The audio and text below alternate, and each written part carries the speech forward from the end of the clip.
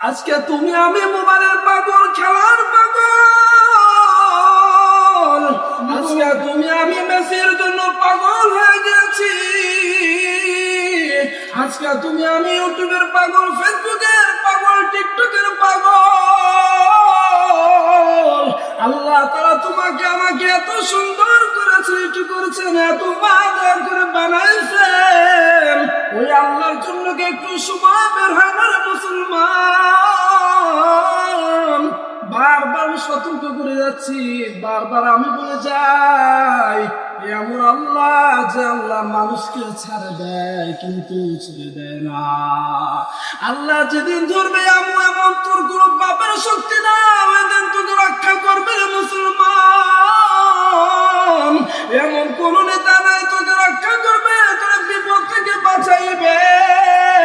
এরে সারা জিন্দেগি বছরের ক্ষমতা, টাকা পয়সা, একদিন দুই দিন এক সপ্তাহের মধ্যে সব কিছু শেষ হয়ে যেতে পারে। মুসলমান, এই দুনিয়ার দাপটে ক্ষমতা দেখে কোন লাভ নাই। যদি সমাধান পেতে চাও, আলোচনার দিকে ফিরে আসো, নবীর দিনের দিকে ফিরে আসো।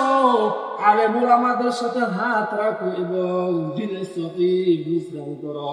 দিনের সহি ভাবে চলার, দিনকে সহি ভাবে মানার চেষ্টা করো। এই দুনিয়ার রং তামাশা বাদ দাও, এই দুনিয়াতে থাকতে পারবা না। তুমি টাকা পয়সা ইনকাম করো, কোনো বাধা নাই। তুমি চকুচরা মনে চায় তুমি সেটা করো, কোনো বাধা নাই।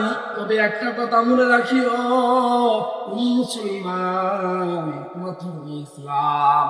এরে মুসলমান, তুমি 24 ঘন্টায় যে কিছু করো না কেন, যা কিছু করো না কেন,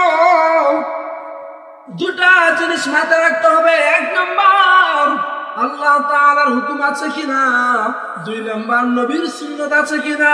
যদি তুমি প্রত্যেকটা কাজ করো আর এই প্রত্যেকটা কাজের মধ্যে আল্লাহর হুকুম নবীর সুন্নাত যদি থাকে, এই কাজটা তোমার ইবাদত হয়ে যাবে। এ মুসলমান, ইসলাম এত সহজ, ইসলাম এত সহজ।